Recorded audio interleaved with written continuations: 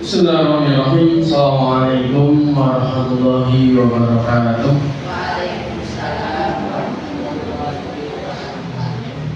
Alhamdulillahirabbil alamin. Wassalatu wassalamu ala asyrofil anbiya'i wal mursalin wa ala alihi wa sahbihi ajma'in. Asyhadu an la ilaha illallah wa asyhadu anna Muhammadar Rasulullah.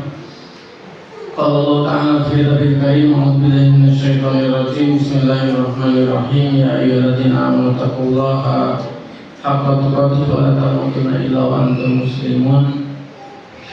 Para ibu-ibu wali santri Rumah Tahfidz Tunas Harapan, para ustadzat yang kami hormati dan banggakan,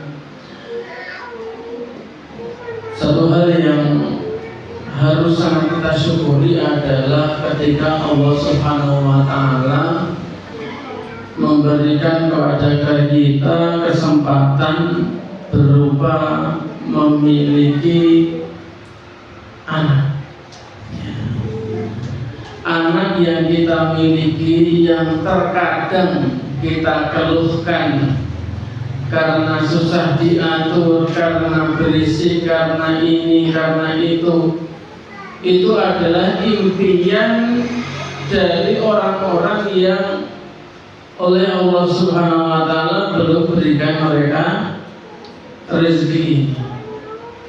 Bagaimana ada istilah pejuang garis biru, pejuang garis 2 ya. Oh, garis 2. Garis biru apa artinya? Garis biru mengacak bukan Ustaz. Pejuang garis 2 itu mereka segala cara, mulai dari obat-obatan, olahraga, kemudian makan ini itu, bahkan sampai rela bayi tabung yang harganya ratusan juta, itu semuanya agar mereka mendapatkan rezeki berupa anak. Maka ini adalah sesuatu yang harus sangat kita syukuri, sehingga ketika kita menjadikan itu adalah anugerah dari Allah yang kita syukuri, kita akan lebih ringan dalam menghadapi anak-anak kita. Salawat serta salam semoga tercurah kepada Nabi Muhammad Sallallahu Alaihi Wasallam, yang mana Nabi Muhammad Sallallahu Alaihi Wasallam sudah memberikan kepada kita contoh teladan bagaimana bergaul dengan putra putri beliau, bagaimana ujian beliau tentang anak itu sudah sangat luar biasa kalau kita mau menggalinya. Bagaimana Rasulullah SAW, anak-anak yang meninggal, semua anak Rasulullah SAW itu meninggal ketika Rasulullah SAW masih hidup kecuali satu, yaitu Fatimah saja. Ini adalah merupakan satu ujian yang luar biasa. Tetapi kita tidak akan membahas itu, karena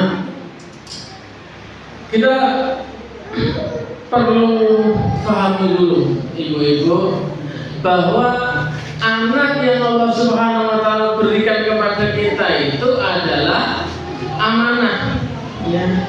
Anak yang lahir dari rahim ibu itu merupakan amanah dari Allah Subhanahu wa Ta'ala, yang tidak boleh hanya kemudian begitu lahir terus hari-hari gitunya kurang diperhatikan, ya. Atau ya, sebagaimana sekarang itu ibu-ibu, namanya musuh terbesar daripada orang tua dalam mendidik anak itu apa, Bu?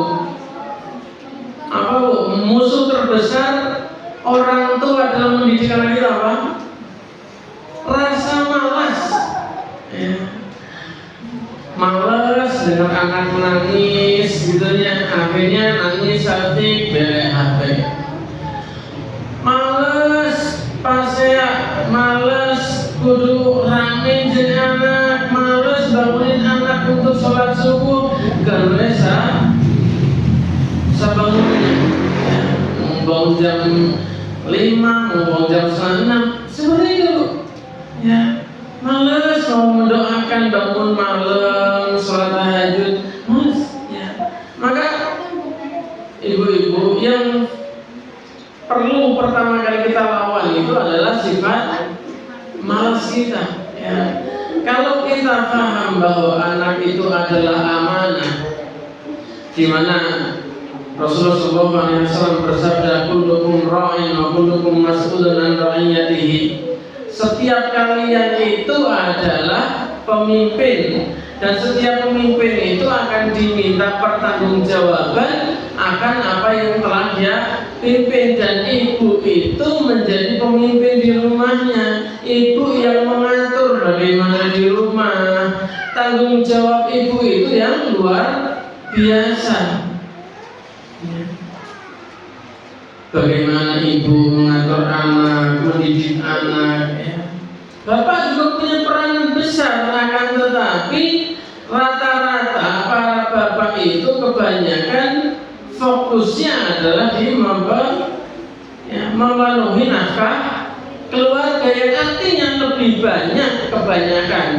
Walaupun ada juga yang mereka bekerja dari rumah, tapi kebanyakan mereka bekerja di luar rumah, sehingga pulang-pulang itu paling jam 6 maghrib gitunya, atau bahkan sebagian pulang-pulang sampai rumah sudah isya ya.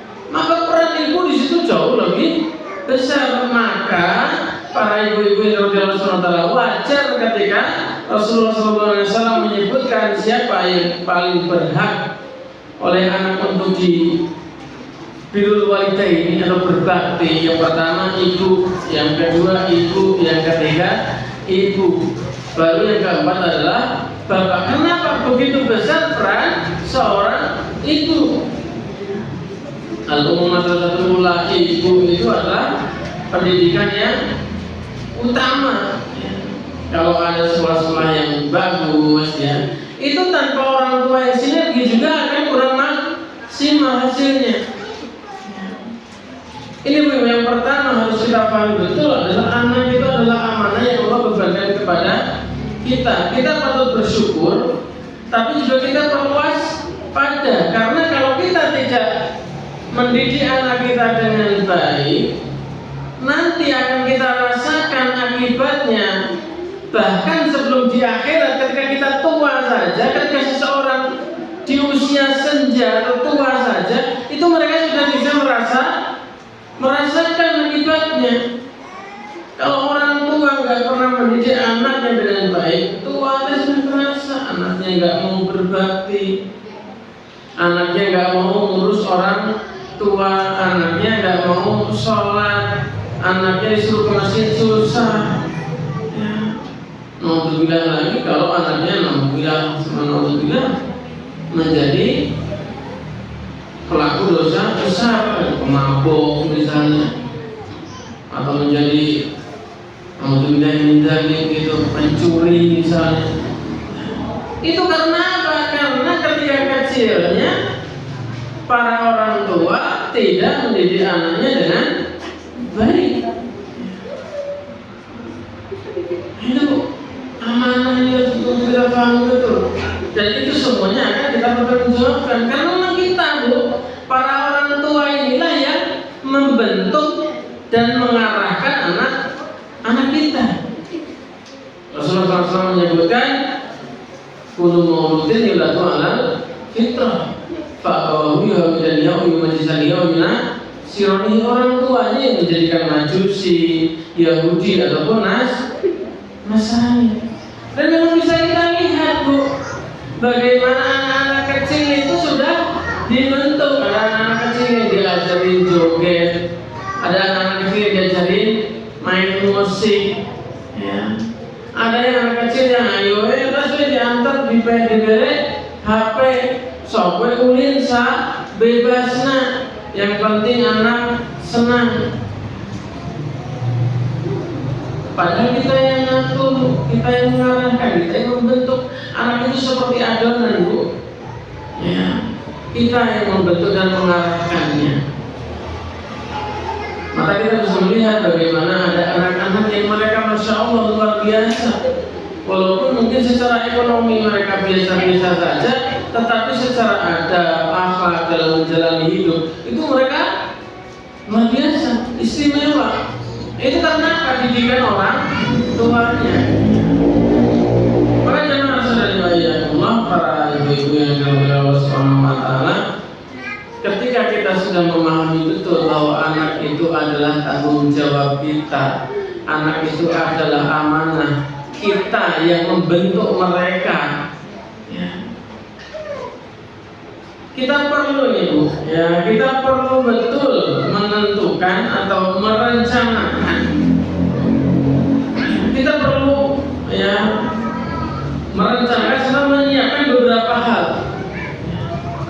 Ini penting Bu, supaya apa? Supaya tidak asal-asalan.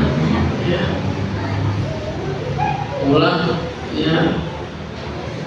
Asal-asalan. Apa saja yang perlu kita rencanakan dan perlu kita siapkan? Ya. Yang pertama adalah kita ingin anak kita itu menjadi apa atau seperti apa. Ibu-ibu yang dirahmati Allah Subhanahu wa taala, banyak orang tua itu yang ketika mau berumah tangga, ketika mau punya anak itu mereka tidak punya visi atau tidak punya gambaran ke depan nanti mau seperti apa, anak-anak pengen jadi apa. Itu banyak yang belum mikir seperti itu. Yang penting mah nikah ya lah. Pas sudah punya anak yang penting anak bisa jalan. Pas anak sudah bisa jalan, yang penting anak bisa ngomong. Sudah anak bisa ngomong, yang penting bisa nanti sampai sekolah TK.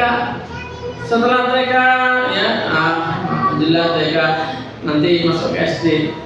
Banyak orang tua yang cuma aja ya, masukin ke sekolah asal gitunya. Yang penting dekat, yang penting gratis. Padahal Bu, namanya kalau kita punya cita-cita, anak kita itu nanti pengen jadi apa, arahnya kemana, mau seperti apa, itu dari kecil sudah kita siapkan Bu. Petanya itu sudah kita siapkan. Mulai dari sekolahnya, kalau pengen anak yang soleh Bu, tentunya kita pilihkan sekolah yang mengarah kepada kesolihan, bukan asal-asalan. Banyak orang yang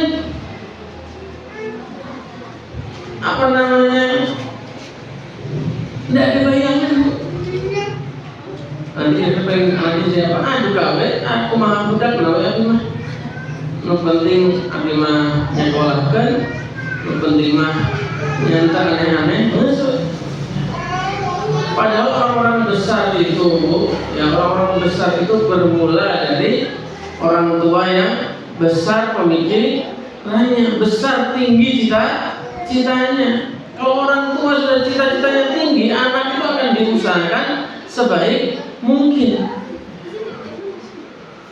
Ini Bu, apakah anak-anak kita semuanya harus jadi ustadz, harus jadi ajengan, harus pesantren? Enggak Bu. Nggak harus, tetapi yang pasti adalah anak-anak kita itu harus menjadi anak-anak yang soleh, yang mentauhidkan Allah Subhanahu wa taala, yang melaksanakan perintah Allah, menjauhi larangan Allah. Mau dia jadi pengusaha, bagus, tapi pengusaha yang melaksanakan perintah Allah. Ya, seperti apa pengusaha yang melaksanakan perintah Allah? Ya, kalau memang usahanya sudah lancar sampai kepada hartanya itu banyak dan mencapai nisab dan haul, maka dia membayarkan zakatnya. Dia butuh modal tapi dia misalnya belum ada terus kemudian ditawarin riba, ya dia tidak mau. Dia membayarkan upah atau hak-hak pekerjanya dengan baik sesuai dengan kesepakatan. Itu pengusaha yang solid, yang bermanfaat. Karena banyak pengusaha-pengusaha yang tidak solid, ya. Mulai usaha dengan riba, ya, gaji pegawai ditahan-tahan, ya peraturan atau regulasi tidak diikuti gitu ya. Mau waktu sholat, mau waktu apa ibadah, tabrak saja. Itu tidak baik. Anak kita nanti jadi guru, jadi PNS misalnya, boleh. Tapi guru atau PNS yang amanah. Ya. Karena ada orang-orang, mohon maaf, yang jadi PNS kemudian merasa aman, udah jadi PNS. Ya. Akhirnya apa? Nggak amanah.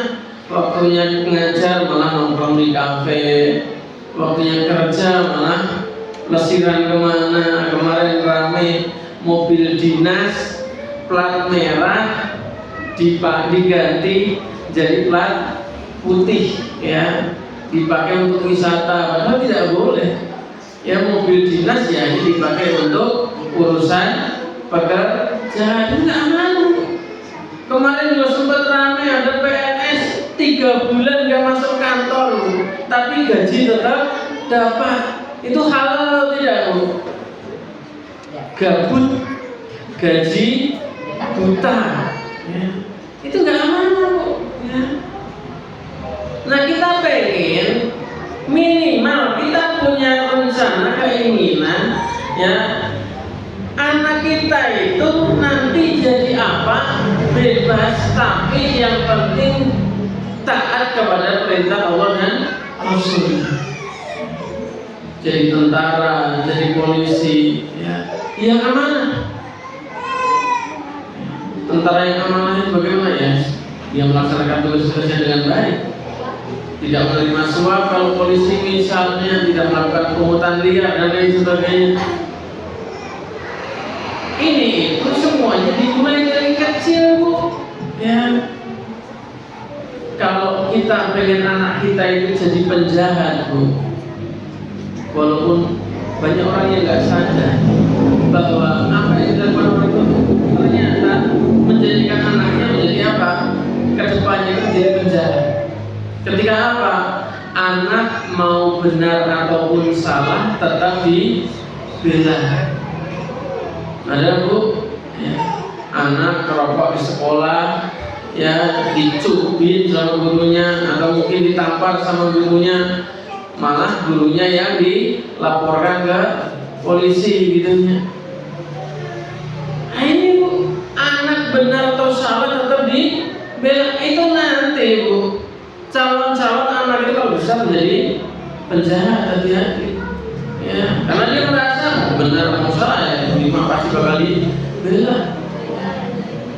Anak bohong dianggap biasa, namanya juga masih anak kecil. Ya. Itu perlu, ya. Itu harus kita sadari betul. Ya. Anak kita ini mau jadi apa, Bu? Rata-rata orang tua anak itu pengen seperti orang tuanya. Kalau orang tuanya ustaz, pengen anaknya jadi ustaz, ya. Orang tuanya kiai, anaknya pengen jadi kiai. Orang tuanya PNS, pengen anaknya PNS. Orang tua pengusaha, pengen anaknya juga jadi pengusaha. Itu nggak salah, ya, itu nggak salah. Sekali lagi, apapun cita-cita kita terhadap kita itu apa saja, selama itu tidak bertentangan dengan perintah Allah Subhanahu wa taala, maka itu adalah boleh dan sah-sah saja. Tapi perlu dipersiapkan dari sejak dini. Dipersiapkan dari awal, pengen jadi apa nih, sehingga nanti kita bisa mengarahkan. Kemudian yang kedua, langkah apa yang sudah kita ambil?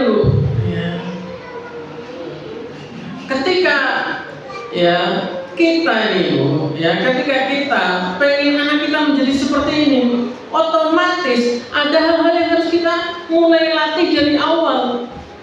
Ya, mulai kita latih dari awal.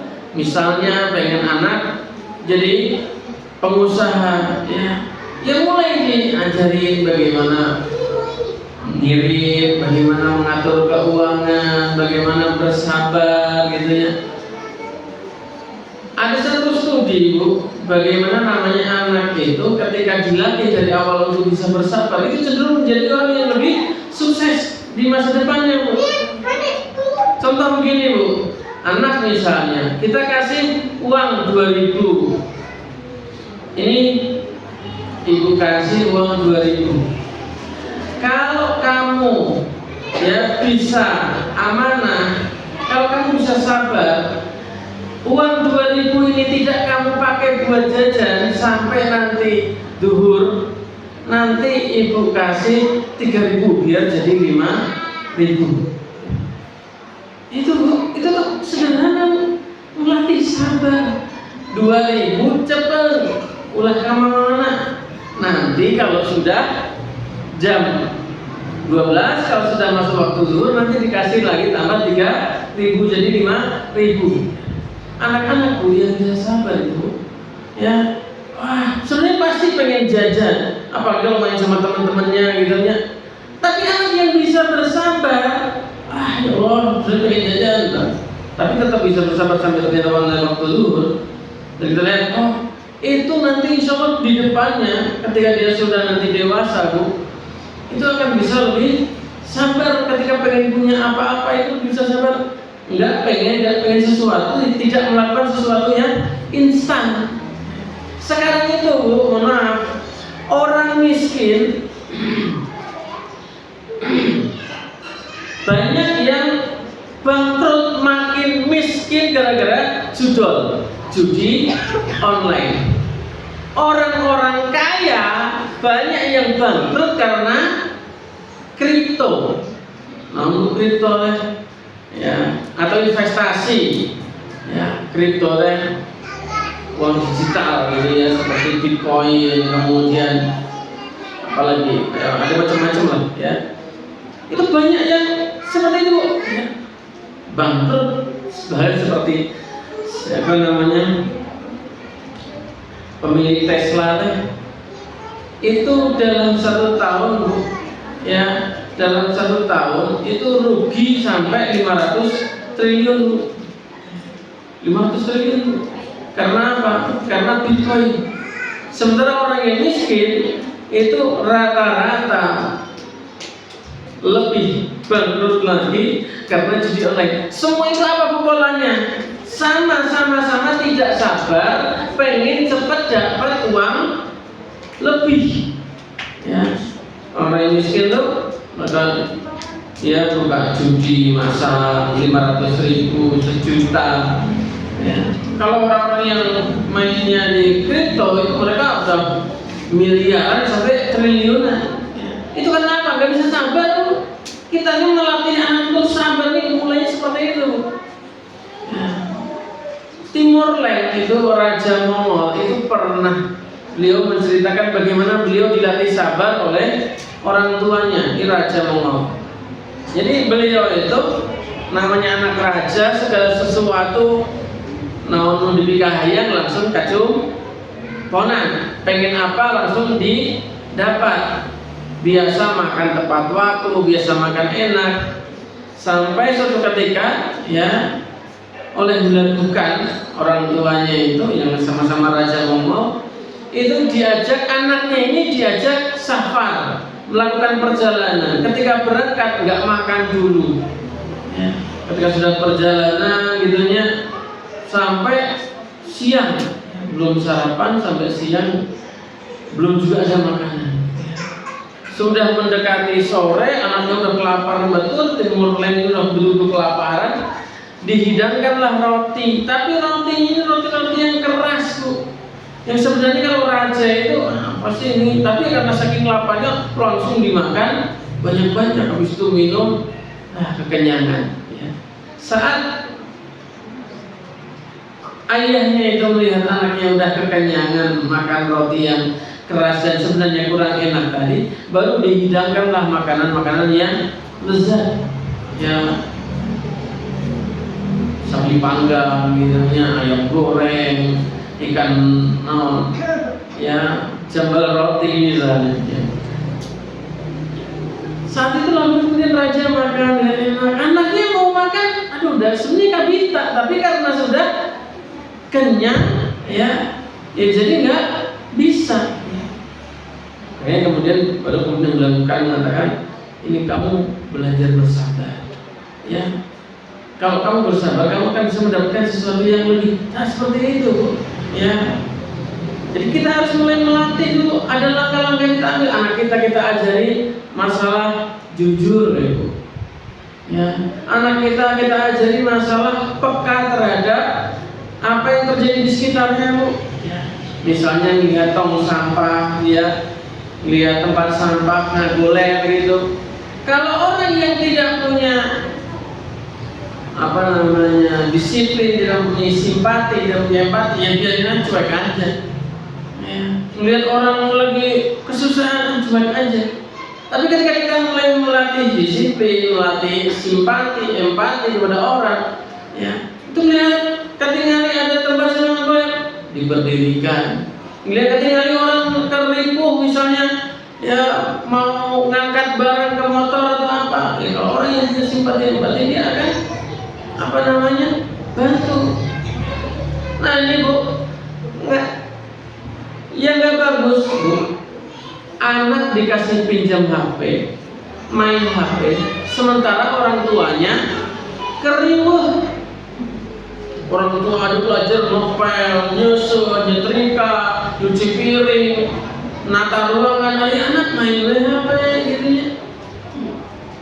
Ketika orang tua kemudian gelah nu penting kita ngaganggu, nu penting imam bersih ya. Nah itu, Bu, itu tidak bagus. Ya. Itu mengumpulkan rasa simpati dan empati. Lamun katingali orang tua gawe sibuk beres, ajak anak bantu. Ada sebuah penelitian di Harvard University. Penelitian ini 75 tahun, Bu. Ya, nanti bisa dibaca penelitiannya. Ada sebuah penelitian yang ini penelitian paling lama, 75 tahun. Dilihat pola-pola orang sukses itu seperti apa. Itu rata-rata orang-orang sukses itu adalah orang yang dari kecil sudah biasa bantu menyelesaikan pekerjaan-pekerjaan rumah. Jadi, Bu, kita di rumah anak-anak kita latih nih, kita kasih tugas. Kamu setiap kali selesai makan, cuci piring kamu sendiri minimal deh. Cuci piring kamu sendiri. Kalau sudah SMP minimal ini SMP atau cuci baju kamu sendiri misal. Kalau orang tuanya masih ragu ya kecuali seragam misalnya, kecuali yang putih, yang cuma kaos-kaos biasa-biasa mah bios itu. Tapi yang lain sok kamu. Itu ternyata, Bu, itu bagus untuk masa depannya, Bu. Ya, karena anak-anak yang dari kecil sudah terbiasa bantu orang tuanya, bertanggung jawab. Ketika nanti di usia dewasa, dia itu akan tahu apa artinya tanggung jawab, walaupun capek tetap harus diselesaikan. Kan banyak, Bu, capek, udahlah. Tapi coba kalau dari kecil capek tetap harus selesaikan. PR itu sebenarnya bagus, Bu. Ya, PR itu sebenarnya bagus juga melatih anak untuk tanggung jawab. Nah, masalah PR, Bu, kalau zaman dulu kita waktu kecil nggak ada namanya grup, nggak ada grup wali murid atau wali santri itu ada PR-nya. Kumaha saya ingat budak biasanya ingat budak ingat ngerjakan PR ketika balik lagi ke sekolah, ngerjakan PR ya dihukum misalnya. Ya dia tahu bahwa apa yang dia lakukan itu adalah kesalahan dan ada konsekuensinya. Sekarang tidak. Ya anak pulang sekolah ditanya sama indungna, ayo PR aduh Kak. Akhirnya orang tuanya nge-WA ke ustadznya atau di grup, Ustadz menawi ayah atau Pak Guru ada PR enggak? Atau gurunya menginfokan besok harus bawa odol, bawa sikat gigi untuk belajar. Padahal itu bagus, Bu, ngajarkan anak supaya apa? Ya itu tahu tanggung jawab. Ya. Bahwa apa yang kalau dia melakukan sesuatu atau dia dikasih tanggung jawab sesuatu tidak dia kerjakan, ya wayahna. ya dia harus dapat konsekuensinya berupa hukuman. Sekarang kan enggak, Bu. Orang tua itu betul-betul berusaha bagaimana anak itu tidak dihukum. Wah, kumaha carana we supaya karunya bisa kalau dihukum di sekolah. Padahal dihukum itu adalah bagian daripada pendidikan juga, Bu. Ya. Maka ini penting, Bu. Langkah yang kita ambil dari sekarang, dari dini, itu sangat berpengaruh. Sangat berpengaruh. Terkait dengan langkah-langkah ini, Bu, yang pertama tadi saya sampaikan adalah memilihkan sekolah. Sekolah itu pengaruhnya luar biasa, Bu, besar sekali. Apalagi kalau sinergi antara orang tua dengan guru, itu akan jauh lebih bagus. Karena faktanya adalah memang betul sekolah itu memberikan warna yang luar biasa. Di Jogja, Bu, ada sekolah SD Muhammadiyah Sapen. SD Muhammadiyah Sapen itu, Bu, percaya tidak, Bu, saking favoritnya, saking bagusnya, itu sampai tahun 2030 itu kuotanya sudah penuh. 2031 ya, yang didaftarkan di situ tuh ada bayi baru 1,5 tahun saja sudah didaftarkan di situ. SD itu. Karena apa? Karena sekolah itu paling favorit di Jogja. Bayangkan coba. Ya, Ibu bisa lihat nanti googling SD Muhammadiyah Sapen. Umur bayi 1,5 tahun, kita 1,5 tahun masih lama kayaknya. Bahkan udah umur 4 tahun, 5 tahun aja masih duka, kayak dimasukkan di mana duka atau apa. Maha engke. Beda yang punya orang yang engke kumaha dan kumaha engke itu bedanya. Katanya cuma dibalik, tapi beda betul itu. Orang-orang yang punya pikiran ke depan itu udah mikir dari gitu. Dari anak kecil aja udah dipikirkan. Di Magelang itu ada namanya SD Muhammadiyah, SDIT Muhammadiyah Gunung Pring. Itu juga sudah penuh sampai 2030. Itu Masya Allah. Ya. Memilihkan anak sekolah itu ngaruhnya besar, luar biasa. Saya yakin ibu-ibu yang punya anak, ya, itu tahu betul rasanya gimana, ya. Anak saya itu 3. Ya, anak saya itu 3 yang udah sekolah. Yang satu di mana, yang satu di mana, yang satu di mana. 3-tiganya beda sekolah. Ya. Dan hasilnya memang berbeda. Ya. Hasilnya memang berbeda. Ya. Memilihkan sekolah itu penting sekali. Ya.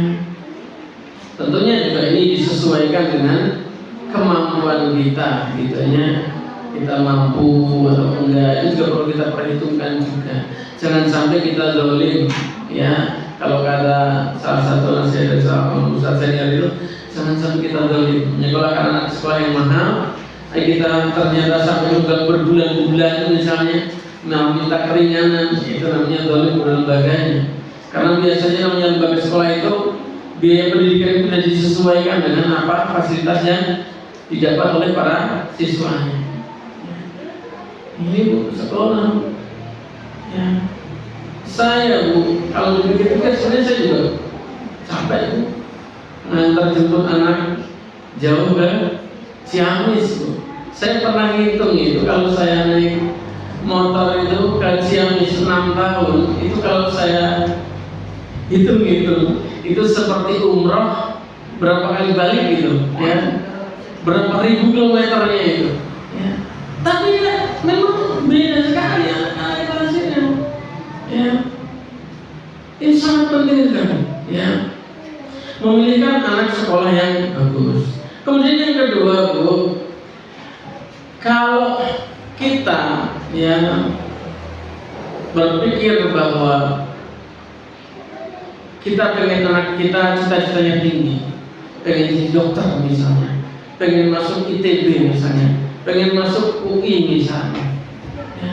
Tapi biayanya kok tinggi sekali, biayanya sangat mahal.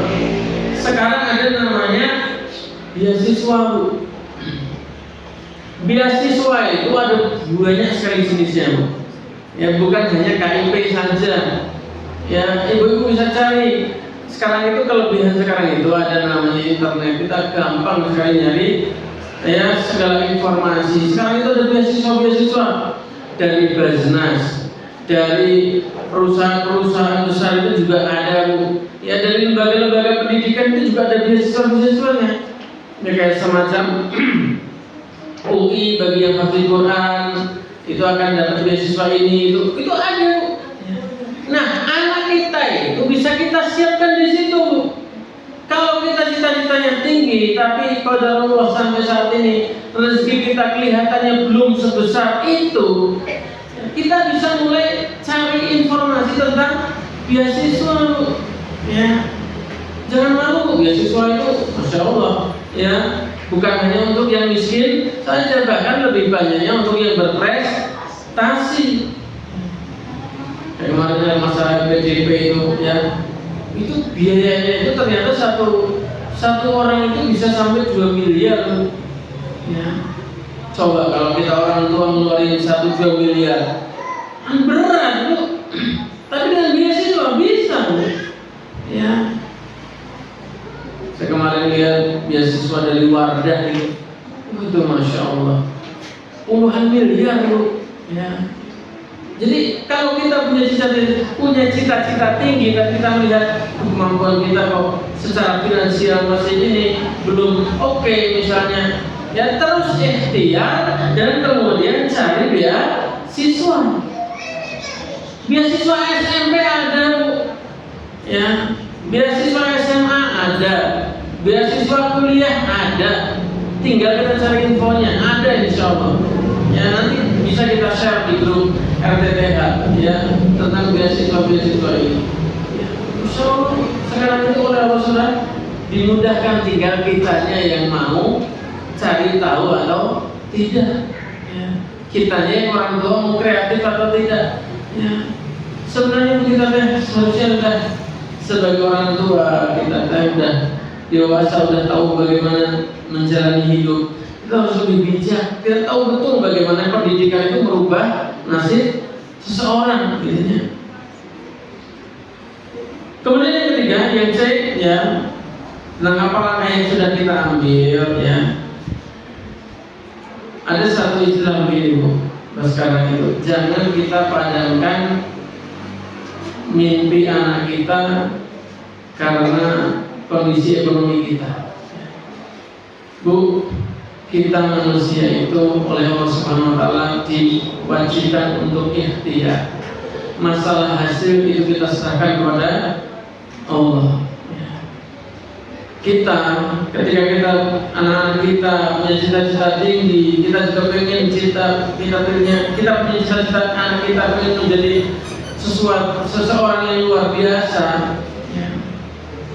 Itu kita yang pertama yang kita lakukan adalah niat kita, yang kedua adalah ikhtiar. Kita kerja, ya, semoga ada rezeki supaya anak kita bisa sekolah yang baik, ya. Supaya nanti ketika dia kuliah juga bisa terpenuhi. Yang penting kita ikhtiar dulu, kita kerja dulu.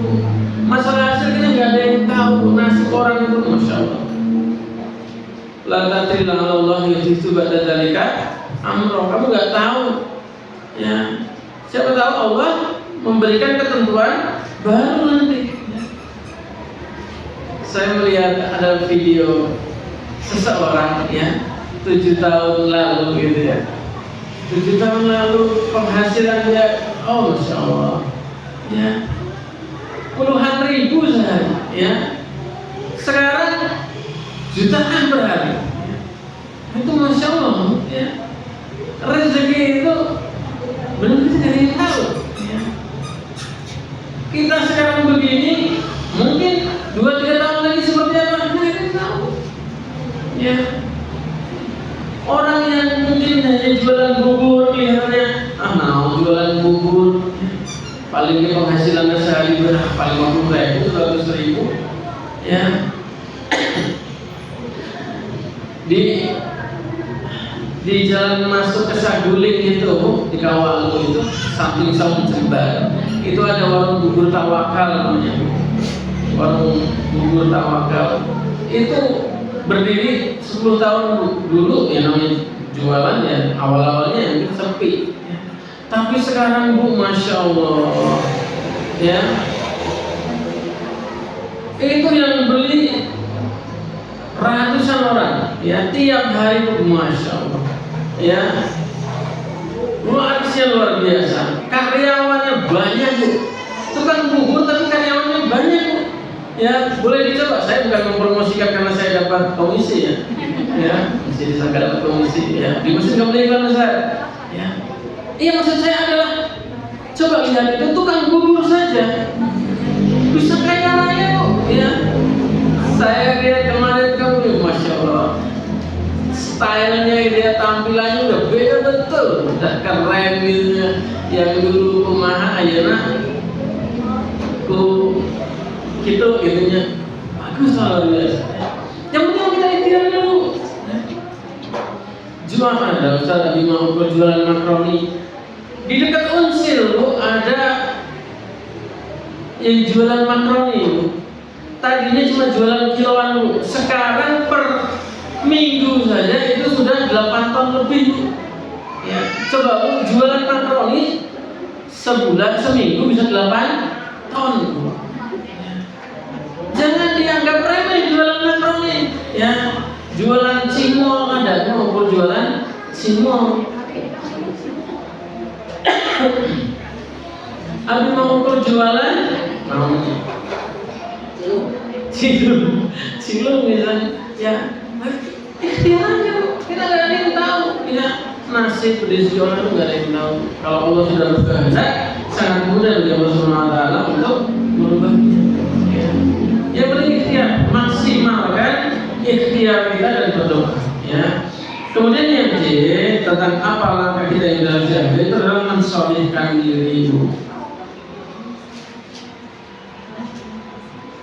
Kesolehan orang tua itu sangat berpengaruh terhadap keberkahan anak. Saya sering sampaikan bahwa orang tua itu tidak bisa menjaga anaknya 24 jam. Anak kita di sekolah, anak kita sedang main gitu ya.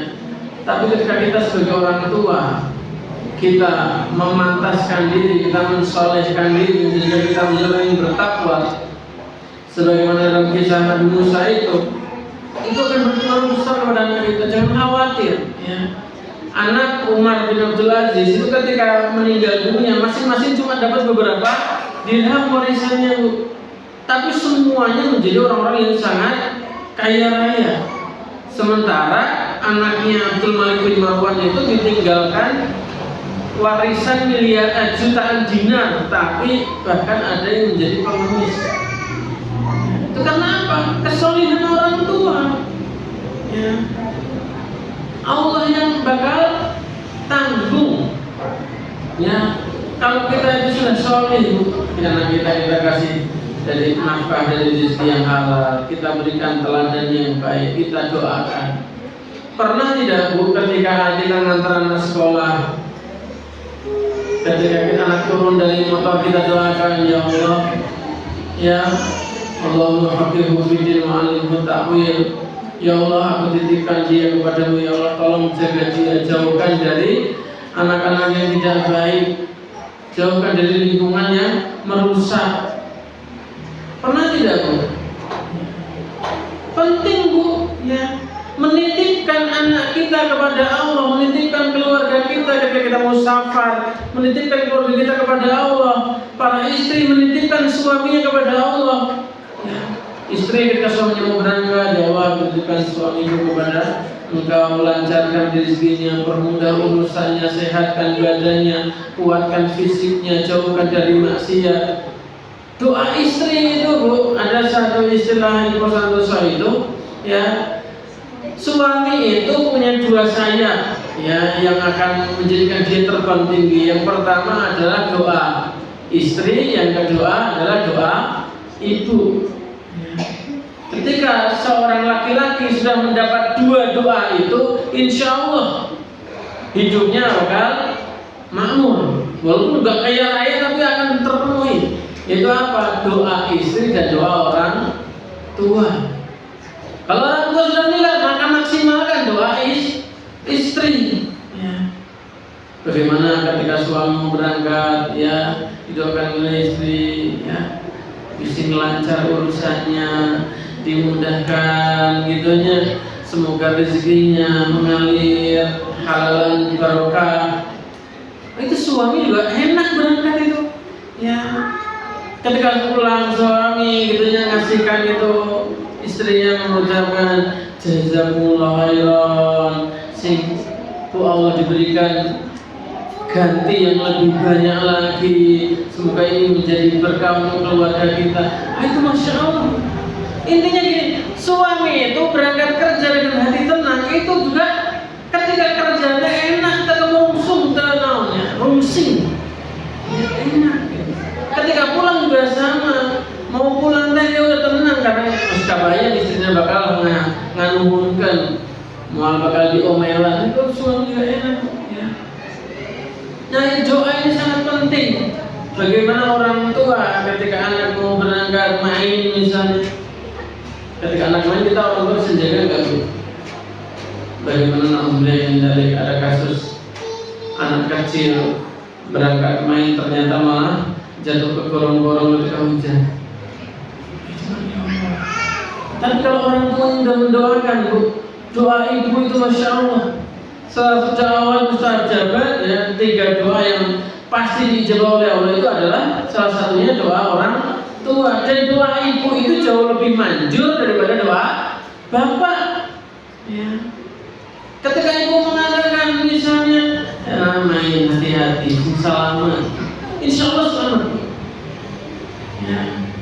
Dan kalau ibunya mengatakan kamu main jauh-jauh, bisa nanti jatuh atau naon, malah gitu, hati-hati, positif saja. Nanti akan berkembang juga. Doa itu Masya Allah. Ya Imam Bukhari itu kan ketika kecil buta, bu. Ya, jadi beliau sehat. Kemudian mata beliau kena gangguan, matanya buta. Ibunya itu terus mendoakan Imam Bukhari supaya matanya bisa melihat lagi, dan betul matanya bisa melihat lagi. Coba, ya. Tapi doa buruk dari bapak juga pernah mengaruh, bu. Sebagaimana disampaikan oleh Imam Al-Auza'i. Imam Al-Auza'i itu ketika melaksanakan ibadah umroh, ada salah satu jamaah itu sambil nangis megang pintu Ka'bah. Wah, doa itunya. Ternyata kan pakai baju orang, bajunya itu jatuh, si perutnya itu, bu. Perutnya itu masuk, jadi si perutnya itu lengket kayak orang nggak makan sama sekali itu. Kelek, ya rapet gitu. Tadi ada nanya, itu gara-gara doa bapaknya. Ya, sehingga dia pernah melakukan sesuatu yang bikin bapaknya sakit hati. Ya, kamu, ya kalau mungkin bahasa kita mah, kamu nanti kelek dengan ini. Dan itu betul-betul sampai bapaknya meninggal belum mencabut doa tersebut. Itu harus hati-hati. Kita kalau mendoakan anak kita yang bagus-bagus gitu ya, doakan yang bagus-bagus saja. Bisa kamu nanti jatuh, bisa tenggelam di sungai. Aduh, ulang. Hati-hati sing selamat. Ya, jauh hal yang membahayakan. Itu jauh lebih menenangkan, bu. Ya, jauh lebih menenangkan daripada yang tadi itu. Ya. Jadi solehkan diri, para ibu-ibu ya yang masih malas untuk bangun sholat tahajud. Ingat, bu, ada anak yang harus didoakan, ada suami yang harus didoakan. Kalau kita masih malas sholat duha, ya kita pengen anak soleh butuh usaha. Ya kita pengen anak yang solehah, kita juga butuh usaha. Ya. Dan salah satu usahanya lain tadi mendoakan, tadi mensolehkan diri, kemudian mendoakan anak-anak kita. Ya. Itu terkalahkan 4 tanda tadi, yang orang memilihkan sekolah yang bagus, kemudian mengharapkan orang mencari beasiswa, kalau ini bekerja keras dia usahakan memiliki tabungan yang D, yaitu mensolehkan diri. Kemudian yang ketiga, nilai-nilai apa yang sudah kita tanamkan sebagai dasar hidup mereka. Ini nilai-nilai utama yang dipegang anak itu akan berpengaruh besar terhadap masa tuanya. Ya, sebagai contoh gampang begini, banyak orang Islam yang antinya bukan banyak, mungkin 99,99% umat Islam itu benci sekali, bahkan mungkin akan sampai muntah-muntah kalau nggak sengaja makan daging babi. Bencinya luar biasa sama namanya daging babi. Tapi dia benci luar biasa sama daging, tapi dia ketika ditawarin minum minuman keras, dia oke-oke saja. Nggak apa-apa minum keras ini biar badannya hangat. Berzina biasa saja. Ya. Itu karena apa, Bu? Karena nilai dari kecilnya, Bu. Orang tuanya selalu mengatakan jangan sampai ya makan daging babi itu haram. Tapi yang istrinya itu daging babi haram. Sehingga anaknya daging babi haram. Ya. Tapi karena nggak pernah ditekankan masalah jauhi zina, jauhi minuman keras, ya jangan berbohong, sehingga anaknya yang dijauhi hanya daging babi. Coba Bu, dulu kita seringnya kalau nonton TV yang ada adanya adzan apa Bu? Adzan maghrib, sehingga yang ramai sekarang sholat hanya sholat apa Bu? Sholat maghrib. Coba di televisi itu misalnya adzannya setiap sholat waktu gitu, subuh ada adzan gitu ya, zuhur ada adzan, maghrib ada adzan, isya ada adzan. Itu orang juga bakal terngiang-ngiang ya, sehingga dia akan sholat subuh iya, zuhur iya, maghrib iya, isya iya. Nilai-nilai itu penting Bu. Jadi kita tanamkan kepada anak-anak kita ini apa nih kira-kira? Ya, jujur, ya, amanah, ya, kemudian menjaga sholat. Kita betul-betul fahamkan Bu, namanya meninggalkan sholat itu adalah dosa terbesar setelah syirik. Ya, orang mabuk Bu, orang mabuk itu nggak mengeluarkan seseorang dari agama Islam. Orang zina tidak mengeluarkan seseorang dari agama Islam. Orang tidak pakai jilbab tidak mengeluarkan seseorang dari agama Islam.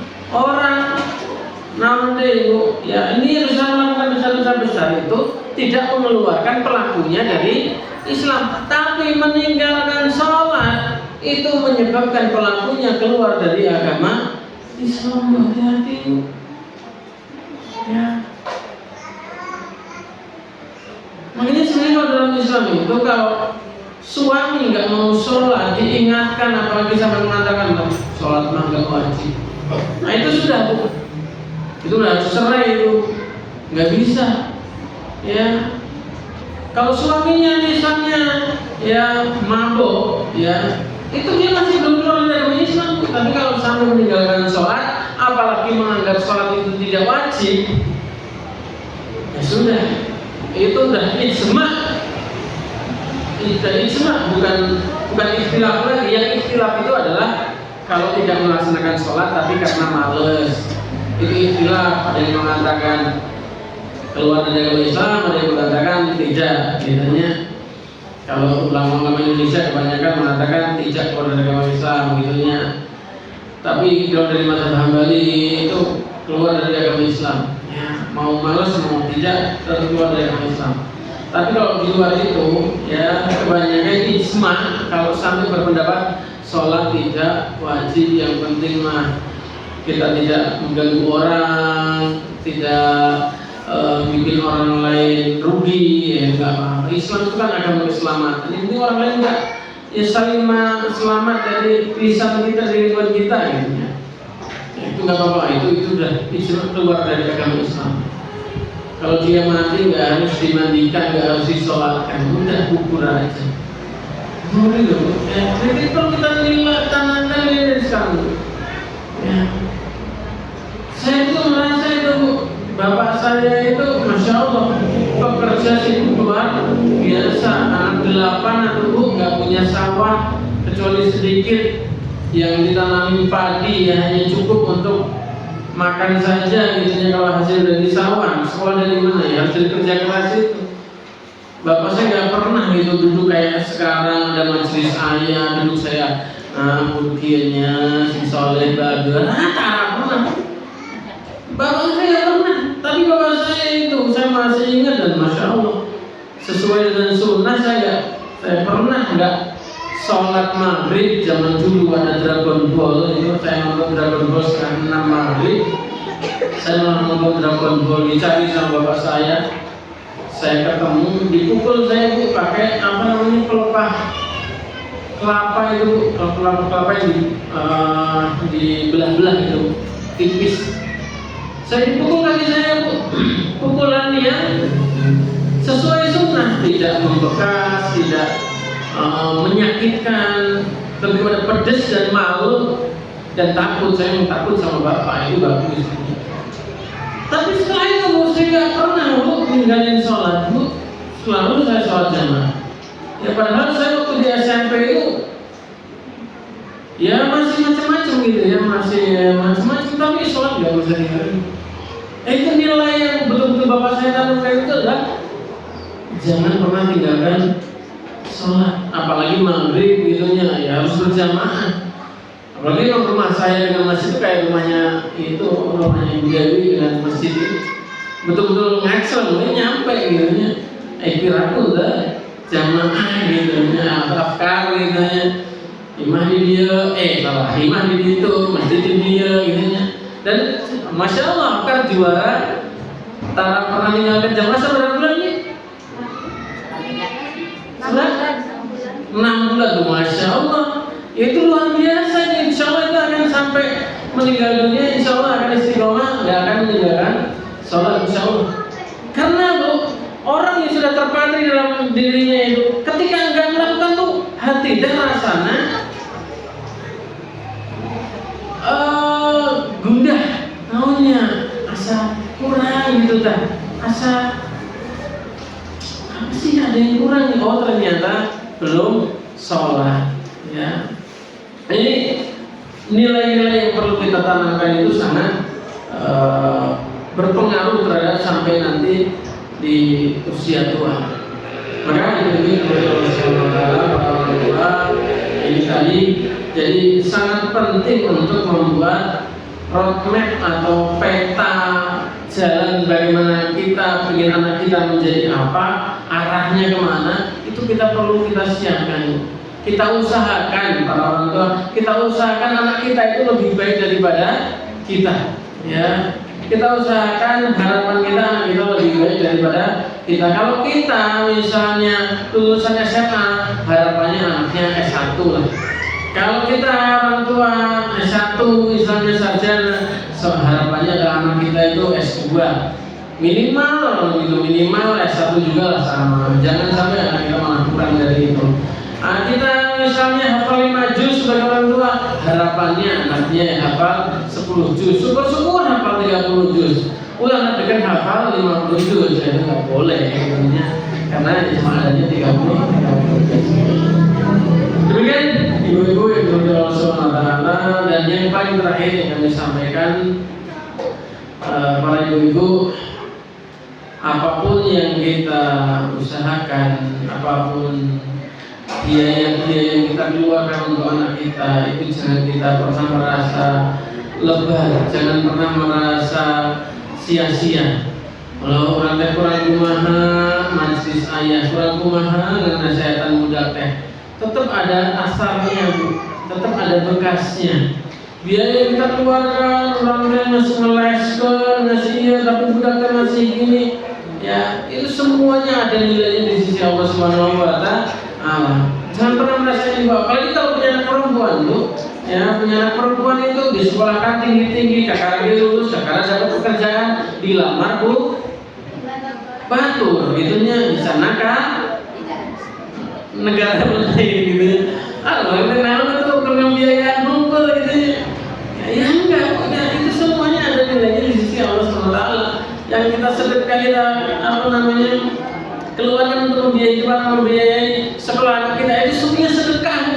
Jajan anak kita kalau kita niatkan itu adalah supaya anak kita jauh dari yang haram, supaya kita yang diamanahkan kalau pada kita itu bahagia, itu juga bernilai sedekah dan itu semuanya akan Allah SWT ganti. Jadi ulah hari waktu, ya ulah hari waktu budak akhirnya untuk rumah itu punya budak biaya yang besar bisa jajan yang loba kenwe selama ayah hina, mungkin selama ayah duitnya mah sokwe gitunya.